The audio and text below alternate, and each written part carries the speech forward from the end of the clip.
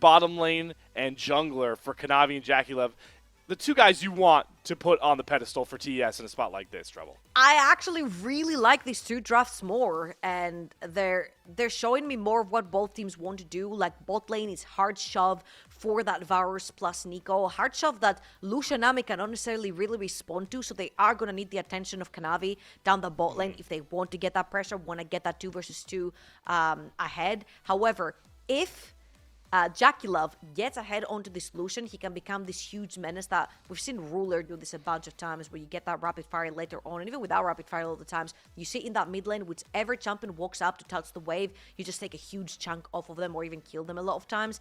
If that Lucian falls behind though, it's going to be super difficult to burn through champions like Starter. I'm glad you called out Ruler as a good example, but I'm going to add fuel to the fire. JackeyLove has a more recent Lucian game to kind of pull from. You got to remember, leaves Lucian on the NIP game too. I'm going to pull back to it as much as I can. But yeah. They want to forget about that one. They want to forget about that one. Don't do this to them.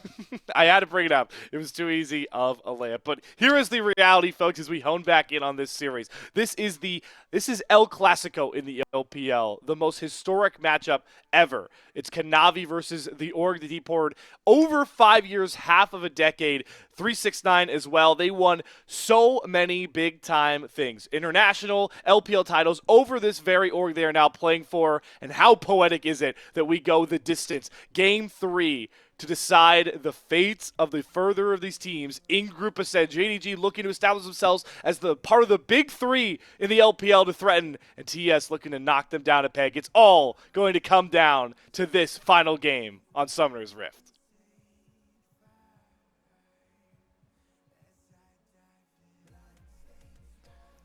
All right.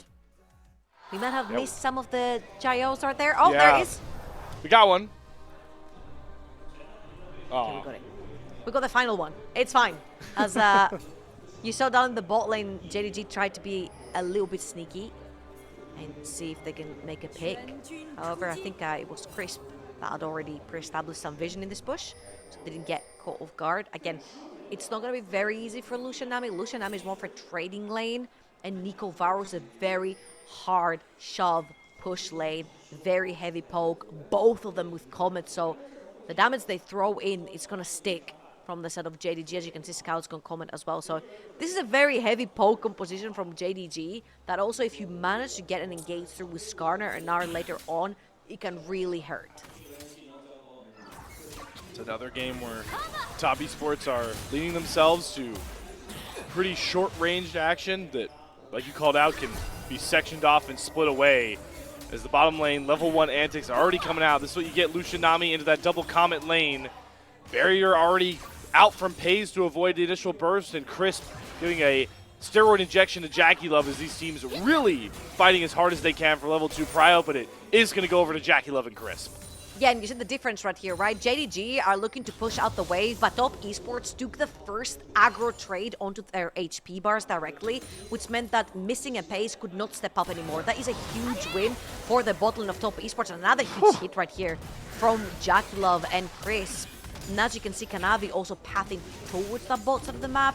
Recognize that Shun, knowing that this could happen, and they could have that priority down bot lane. He chooses to play towards that top side of the map and allow Ale and Scout to allow him entrance in the river. Talking about entrance in the river. Ooh. Going straight towards this blue side. Dueling potential definitely on the Kanavi side of this matchup is even the one lane I thought we were never going to see in the early game is not steady farm up, but Kanavi 007-esque style blast cone usage.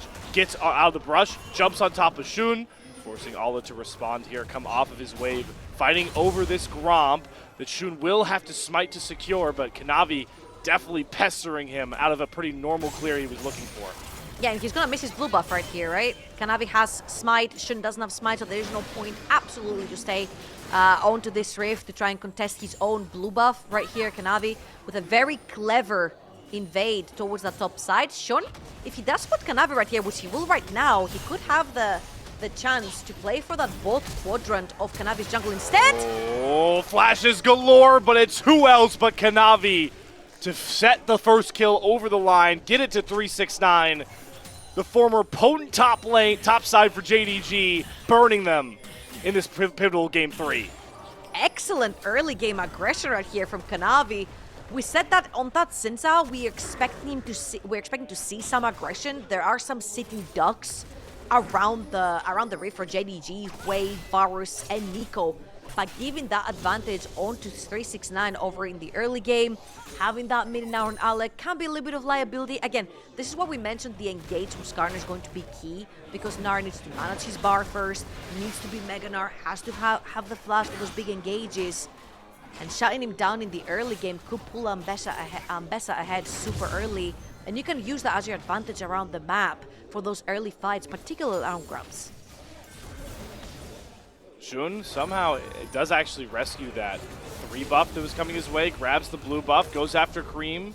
Good Rune Prism though to make sure the Ixtal's impact doesn't come across, so Creme will stay relatively safe for now as everything starts to quiet down. And like you called out, Trouble, attention starts to focus towards this first set of grubs that's spawning over a minute, or a false fake regate here from Missing. Gotta be happy to trade your support flash for the mid flash anytime you can get it if you're JDG. Oh, absolutely. That was a fantastic gank right here from Missing, taking that flash. Now that Skarner is only 2 levels away from getting that level 6, and also, mind you, that Rise is for very short range mage. You do struggle into anything that has a longer range than you. Wei traditionally has a super long range, pretty good into most mages in general. Peyz has to use his barrier again, have his HP already trimmed down, and I am expecting a swap to come through really quickly towards the top side if top esports want to play for those void grabs. I feel like JackeyLove and Creme have to be there. I just feel bad for Alla, no matter if the swap comes through or not. It's like lose-lose. He's playing into an Ambessa he gave up an early kill to, or he's playing into Lucian Nami with Electrocute. At the very least, it helps that he's a little bit ranged, but rough start for Alla, who thankfully can rescue whatever early game woes he has, because Gnar is all about just hitting that one clutch ultimate in the fight. Talking about clutch ultimates, Shun 1 level closer to his level 5 versus level 4 for Kanavi. When he smites that void grab, he should tick over to that level 5 as Creme spots Shun around that mid lane. Both mid laners grab Hold level up. 6 ultimates themselves. Top lane brawl being thrown down. 369 really has to respect this Mega Gnar, but is holding on to the public execution.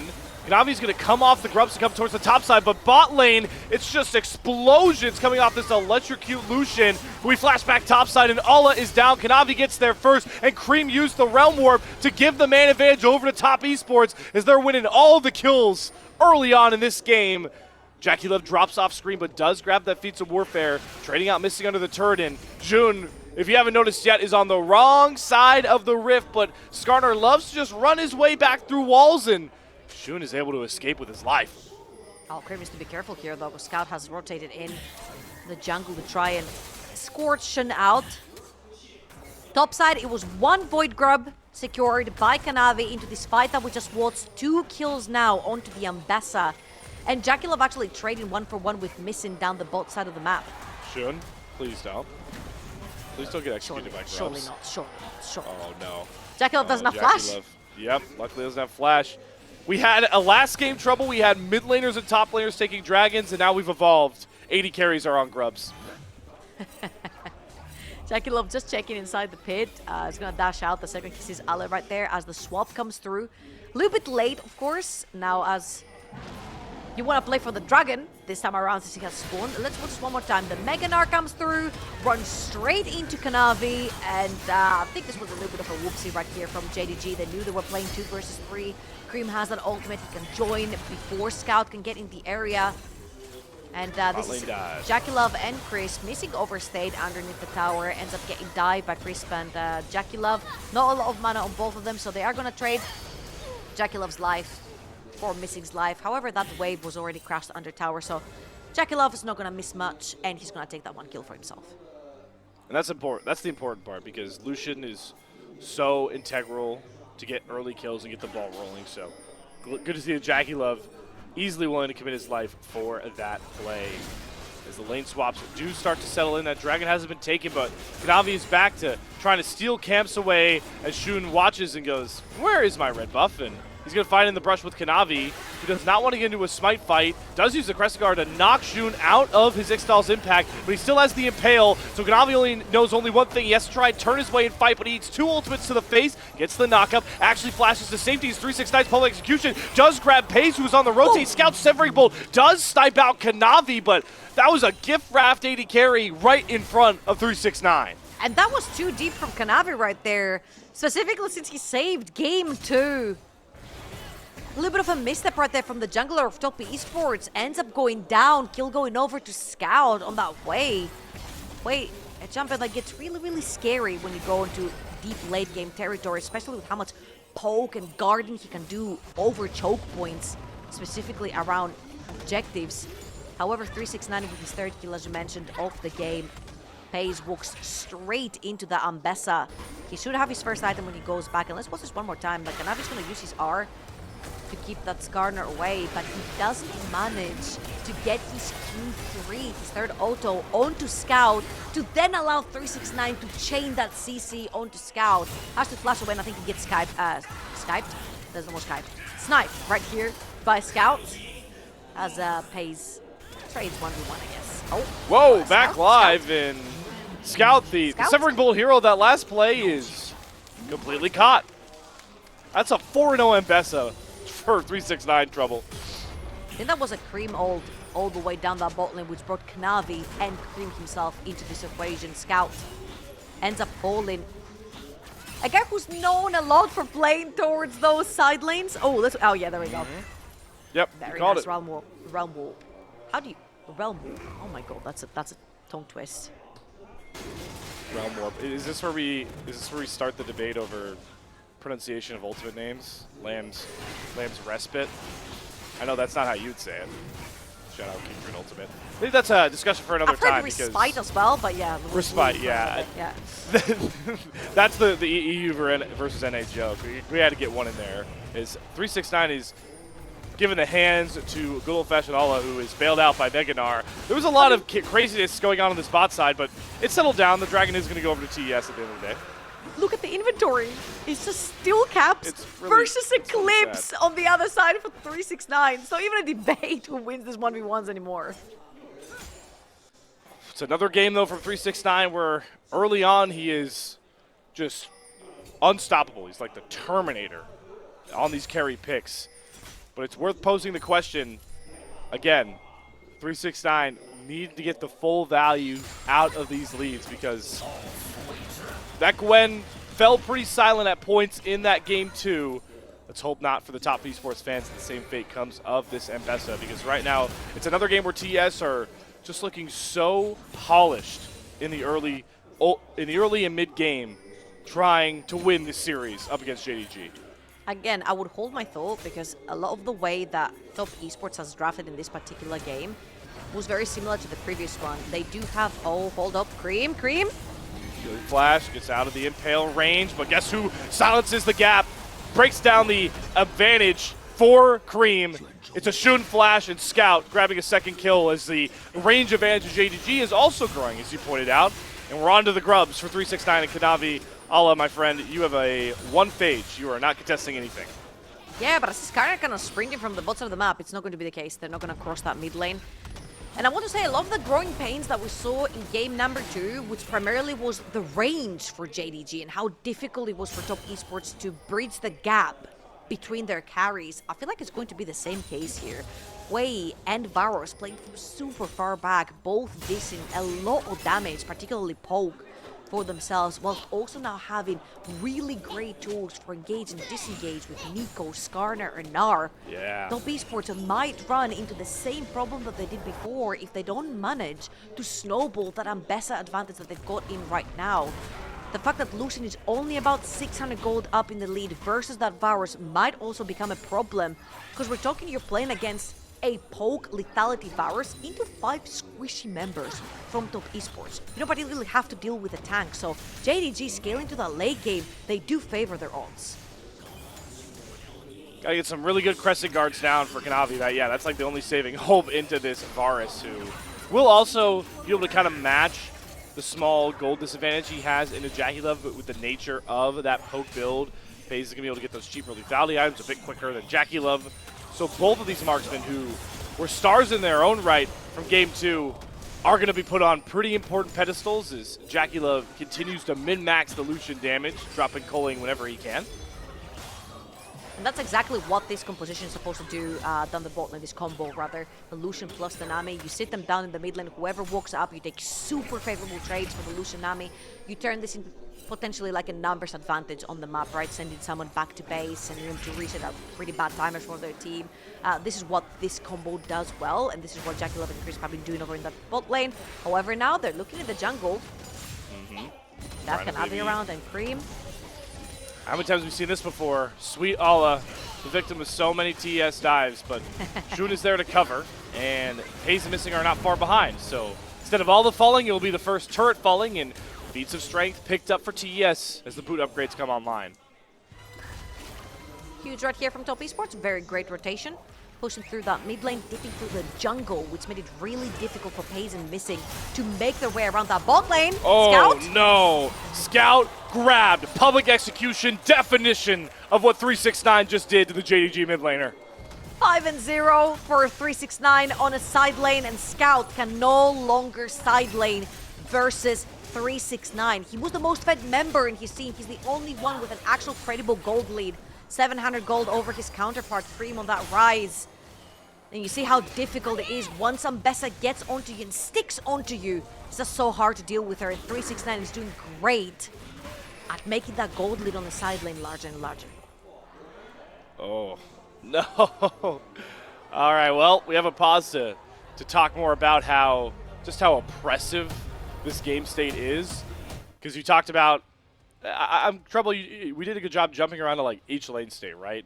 You talked about mid lane, where it's going to be really hard to ever walk up to JackeyLove and Crisp. They have the mid lane trades. Top side or bot side, whoever's matching Ambessa, you might just die in the 1v1. You need help there. And then it's really hard to ever really knock Creme off of the weak side, because if he has flash up, if he has realm warp, he really just blows up waves. What does JDG do here to kind of break the line TS has formed, this like sort of iron wall across the rift? I feel like there's two things, right? You know how aggressive Crisp and JackeyLove are playing over in the mid lane, so you could potentially bring Skarner around, and on the first dash that you see, you can use your flash aggressively to try and potentially catch either Lucian or Nami. I think the other person that needs to be hit harder on the map is probably Creme, right? You saw how well Shun and Scout sort of paired up together, the Skarner plus the Hui, to catch Creme, take his flash, take him out on the sideline. I feel like this needs to be repeated. And for the love of League, like, do not send Scout into the Ambessa. It's just way too dangerous. He is an immobile carry, and I feel like even though Allah has been put so massively behind into the Ambessa, at least the mobility of the champion helps a little bit more in terms of just not getting too pinned down by Ambessa. I feel like if you just allow 369 to just get solo kill after solo kill on the side lane, it's going to be impossible to shut him down. Well, there's the prescription from Dr. Trouble to try and relieve the ailments of JDG in this Game 3. It's hard not to pull from what Game 2 looked like, though, Trouble, because it does feel very similar in the fact that TS have drafted a comp and they're executing their vision both on the map, in these skirmishes, not really allowing fights to ever happen. But how much is that thought in the back of your head, the woes, the plague, the curse of TS, how much is it festering now? And I'm wondering how much do you think it may grow as this game goes on? Now less than before, I want to say, because at least they have avenues to play through that Lucian Nami. However, again, if it does go to late game, the range of the range of Varus and Hui is going to be almost impossible for Top Esports to deal with. Like, their gap closers are not that good. Ambessa maybe can reach backline if she hits the ult. Xin is particularly a guy who really likes to skirmish and fist fight in the early, but falls off massively in the super late game, and just because like a pseudo frontline, because he's also a bruiser, right? He's not necessarily a tank, so if he does drag out, again, I do favor JDG. It's just a question of how much is JDG willing to lose until they've reached those 3-4 item spikes and are able to fight for distance. And how much dysfunction does TES, JackeyLove nearly burning Peyz there from distance. The other side of that coin is how much dysfunction does Top Esports cause in those ults that you're looking to line up. because the Realm Warps are on point right now. Creme has been all over the map. Kanavi knocking down that poor Gnar, known as Allah, who is still so far away from a first item. And they're playing fantastically through the Lucian Nami pressure, right? You know that your mid lane is always going to get pressured. They do have vision around that as well, and they're either going to play through Creme or 369. 369 does not need any help right now. He can literally 1v2 if he so wishes to on a side lane. Allah has been put so far behind. You see the Eclipse, you see the boots, and that's 369 before he has even a back after that solo kill onto Scout, which, of course, observers were going to do Scout dirty and show us in a... Yeah. There you go. Ambessa Gaming. Woo!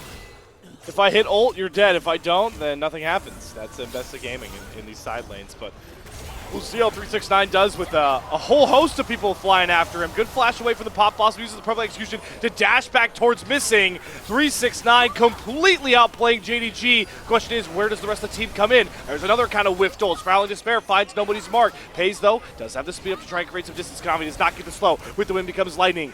But the Wolves are surrounding. They see their kill right under the turret, and Shun may be the first to fall, but the Ixtal's impact catches 369. They hit the Chains of Corruption right in tow. Peyz and Shun saving JDG once more.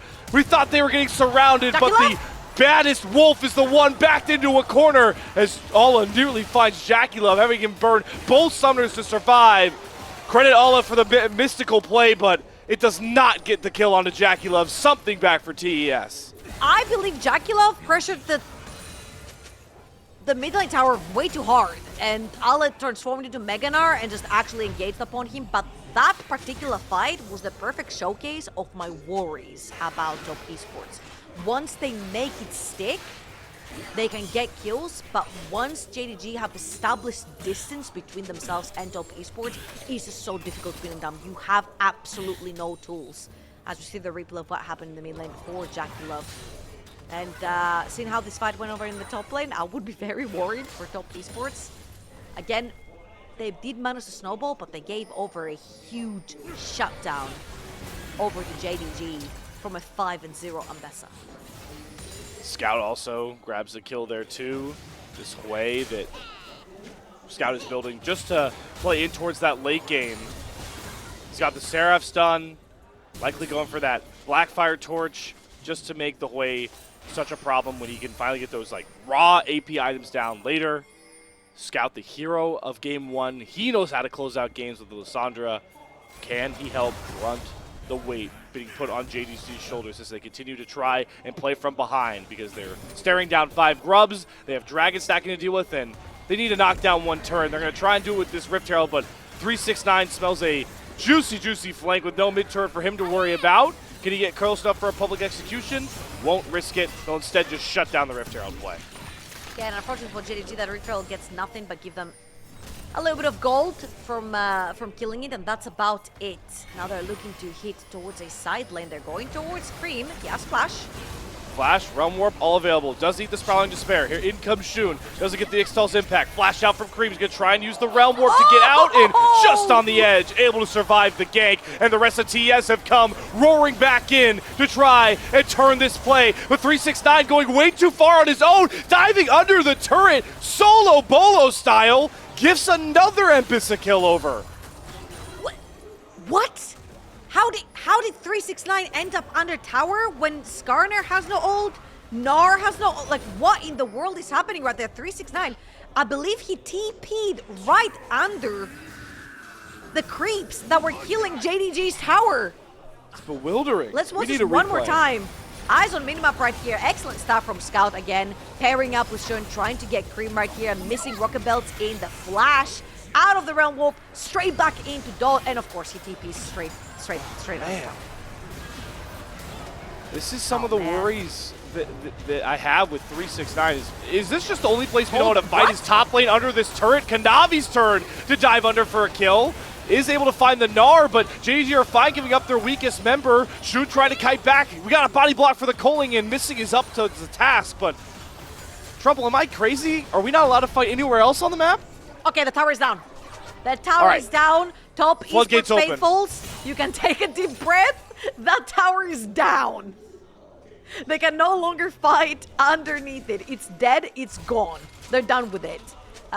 Next tower up, all three tier 2s still standing for top esports, but of course Dragon being up in about 25 seconds with 2 already in the bag for top esports. You expect them to want to fight for this. Let's take stock. 2 items all across the board for top esports, still very steadily ahead in the gold game. And 2 items for every single one. That Black Cleaver not being completed would be huge actually for top esports onto Kanavi, but he hasn't had a much fiery early game like he did on that Sejuani, for example, in game number 2. And as you can see, top esports, they've got their setup, they've got their vision behind the pit, they've got their lanes pushed, so they're just gonna walk it. It's a Hex Tech Soul too, just one of the most potent ones for a team to grab. And with their lane pressure, as you aptly pointed out, Trouble, they will arrive at Soul Point at 22 minutes and create a huge win con the JDG have to respond to. But Trouble, I'm scratching my head a little bit at, okay, I might have to ask you in a second because I think JackeyLove's about to pop this bottom lane. Tidal Wave not going to land. The Coaling does. Missing. Going to be fine. Get to safety. Shun though on the flank. Here comes a TP flank from JDG. Chris burst. Flash and heal to create some space. But the Impale will land. They're putting Sushi on the menu here. Crisp is going to drop. Here comes Creme though on the response teleport. Where can he find an angle in? Shun's playing body block. 369 off to the other side of the flank. Can he get the public execution close enough? No, because missing flashes to safety. Public execution whiffs the chains of corruption, keeping JDG safe. We're going topsy-turvy, turning, chasing each other. It's like we're playing tag out here in the mid lane as now JDG is on the offensive. Alla stacking up the Meganar, flashes forward, throws Creme to the wall, severing bolt over top. Alla finally gets some impact play and gives JDG the fight win. Top esports just can't make an engaged stick. There's too much range from JDG, and they're too slippery in those fights. So once they're too far in, they're gone. I thought they were going to stay in the death rush. Oh my god, 369! I don't think we're done. Allah's safe though. Shun protecting him, and that's flash out of 369. Again, another whiffed play from the Ambessa. Are you not entertained? This might not be the IG versus RNG El Clasico of all time in the LPL, but this is the modern age El Clasico of the LPL. JDG versus top esports, delivering more than a kill per minute right here. Or actually, I can't do math, whatever. It's less than a kill per minute, but very close. We don't do math on broadcast. We don't do math on broadcast. Very close too. Yes. There you go. The question I was gonna ask you is, I'm getting switched up by the Peyz build path here. He's got a lot of different components that I'm struggling to. All right, okay, it's Edge of Night. There you go. Okay, there you go. Your question answered. Tunneler into Edge of Night. All right, so yeah, never mind. I have no questions. I am just looking at game state by this point, which is really top side centric because Runesatskan is up there. Baron spawns in about a minute. You can see the priority for both these teams in the top river. I'm just getting very worried because, again, top esports do not have the engage that they wish they did. However, right here, they've got picking potential. Creme is just about to run into Ale, and 369 took the wrong blast cone. Yep, and it might let Alla survive. Public execution though over top. This time hits for 369, and when it hits hard. On the other side, TES are looking to push through JackeyLove. Missing his turned and burned. Scout put this file in despair though. Will turn out onto Kanavi, who flashes and does die.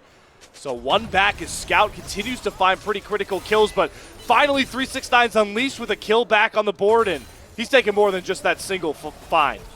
Yeah, and it looks a little bit better when they're fighting in the jungle and sort of close quarters versus JDG. But again, the fact they're able to defend, take one back for themselves, still shows glimpses of hope on how JDG can play these fights. And let's watch this one more time. 369 takes the blast cone up. Kanavi goes in. Then Kanavi gets baited because 369 goes bot lane. And this is what we've been talking about all the time. JackeyLove and Crisp are there to back up Kanavi, but once Kanavi's too far deep and Scout gets to free hit, he insta takes him down. He also will flash onto JackeyLove. Why not? For some splash damage. Hey, teammates who care share the damage too, apparently. But you see the growing pains for top esports' composition and the growing pains of their team fighting and shot calling, I want to say here as well. The fact that they split. Creme goes bot lane, but 369 doesn't. And then 369 turns around, but Kanavi gets pulled in. It just feels so non-coordinated from them. It's the worrying dysfunction that has plagued them in so many games. Of recent memory, obviously, everyone's going to pull towards the NIP game. Now we're going to pull towards game 2 against JDG, but there is a reason why TES has played the most games of, just single games of Group Ascent so far. It's because they struggle to really finish off games despite how good they look in the early phase. But they have clear win cons here again.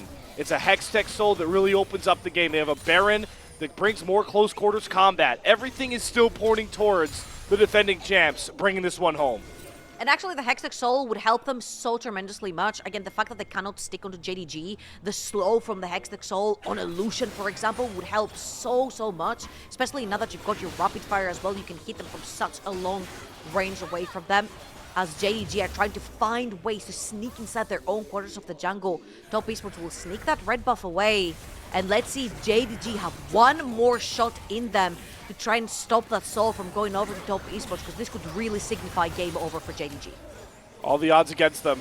The JDG know that position very well, nearly eclipsing an 11K gold lead deficit in game number 2.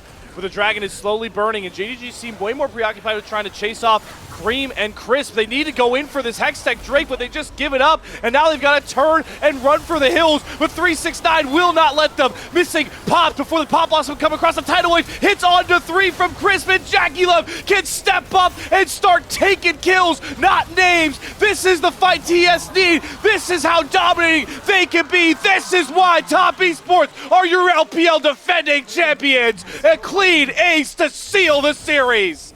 Top Esports will claim the Soul and then use it to chase down JDG inside their own jungle. JDG got lost in the source. They didn't know if they wanted to push for kills, get in for the Dragon, take the 50-50, potentially team fight, and they did none of the above, as 369 is gonna take that bot lane inhibitor tower as the rest of Top Esports are dispatching of Baron, sorry. And that is the deadly combo, though, coming across. Purple Banner on to 5. Hextech Soul on to 5. What not to love for Top Esports now, as maybe their fans can start breathing somewhat of a sigh of relief seeing them commit to such a clean team fight and pick up all of the plentiful rewards off the back end of it. Yeah, Shin right there tried to flash forward as well for a huge ult, and even though it looked like Top Esports were grouping around that choke point, everyone took a step back, and only Kanavi ended up in this Skarner ult, which meant that Top Esports could actually chase them down. As you'll see the happiness in the coaching staff as well, and hold on. Whoa, could this be the final fight right here? Top Esports on the brink of breaking open this series, and who is it again to start it? 369 with the public execution. They're diving under the tier 2 turret, sending 369 to hunt down the pack, chop down on all the gazelles. This is what makes TES the premier team in the LPL. Send JDG out of those top 2 conversations. TES are going to cement themselves 8-1 at the very top of Group Ascent. You know what they say, a win is a win is a win. It doesn't matter if you win a series 2-0 or 2-1. The fact that you won it speaks miles. And right here, Top Esports, they're stepping up to take JDG down. El Clasico finished. Your victors once more, Top Esports, but also Kanavi and 369 get back at their old organization 2-1. Are you not entertained? I feel like this series more than delivered. It had everything. If you look on the first draft, you think we are game 5 deep in Fearless. We were not. That was just game 1. They decided to play Ashe support, which we haven't seen in a very long time, into Draven Renata. Game 2, we had the Top Esports classic of we cannot close a game with 11,000 gold in the lead. And then in game 3, I think the Wolf had been too poked the past 2 games, and they decided to close it out very, very cleanly. And what a performance from 369 on that Ambessa. We looked at the Camille and we're like, oh, Camille would have been fun, but this is more fun because she was so dominating from the get-go. More fun and more in tune with the meta. Like, I think the prevailing thought is that Ambessa in 2025 is just the modern day Camille. And like you said, this is the modern day El Clasico, and it does not disappoint. And thankfully, thanks to the grueling format of Split 2 and Group Ascent, this was only the first time we will see the El Clasico in this stage, the Rumble stage. How fun is that? I mean, who knows what the next series holds? Absolutely. I mean, hopefully we'll have even more, right? JDG are on their way to playoffs as well. And I have to say right here, Top Esports showed a very strong face in that game number 3, but for JDG, this series was more important than anyone could ever think. I feel like when it comes to the LPL, and particularly Group Ascent, we have Top Esports at the very top. We have AL doing incredibly well, and, you know, the past finals as well of Split 1. However, that spot number 3 is up for grabs. Suddenly we have the resurgence of WE. We have the resurgence of FPX. JDG are winning some games, losing some games. Weibo Gaming, the most consistently inconsistent org in the history of the LPL. And suddenly you have an IG that looked like a god one day, and then they lose what is on a notebook like an easy game the next day, right? So there is no solid number 3 in the LPL right now, and I feel like Top Esports and AEL have pulled miles ahead of everyone else on that list. It's such